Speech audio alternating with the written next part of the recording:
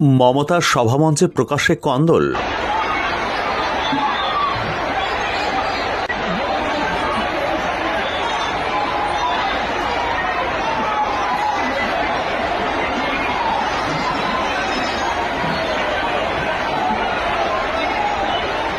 কাজল কেষ্টর লড়াইয়ে বিজেপির কি পৌষ মাস এবং তৃণমূলের কি সর্বনাশ হতে চলেছে বীরভূমে?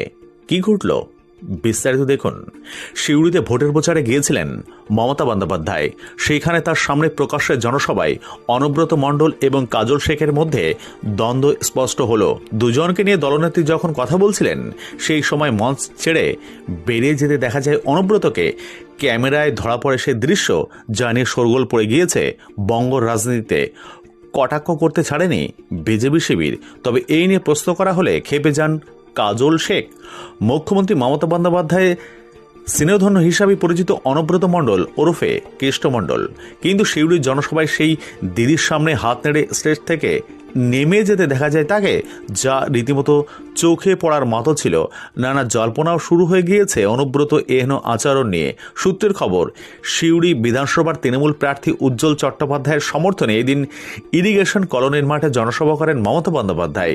সেই সভা শুরুর আগে কাজল শেখ এবং অনুব্রত মণ্ডলকে গোষ্ঠীদ্বন্দ্ব নিয়ে করা বার্তা দেন দলনেত্রী।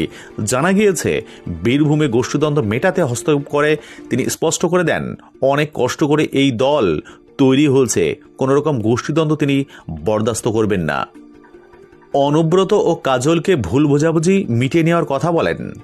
কোন এলাকা কে দেখবে সেই দায়িত্ব নিজেদের মধ্যে ভাগাভাগি করে নিতে বললেন মমতা। কিন্তু নেত্রী এই দায়িত্ব ভাগাভাগির বার্তা মোটেই পছন্দ হয়নি অনুব্রতর, তাই গোসা করে তিনি মঞ্চ থেকে বেরিয়ে যান। হাত নেড়ে অসন্তোষ প্রকাশ করেছিলেন কেষ্ট। সূত্র মারফত খবর এমনটাই, মমতা বন্দ্যোপাধ্যায়ের সামনে অনুব্রতের এহেন বডি ল্যাঙ্গুয়েজ আদতে গোষ্ঠী গন্দলকেই প্রকাশ্যে এনে দিয়েছে তা মনে করছে রাজনৈতিক মহল। এ নিয়ে অবশ্য মুখে কুলু বেড়েছে তৃণমূল শিবির। তবে এই বিষয়ে কাজল শেখ বলেন, কোনো গোষ্ঠীদ্বন্দ্ব নেই, অভ্যন্তরীণ বিষয় এগুলি।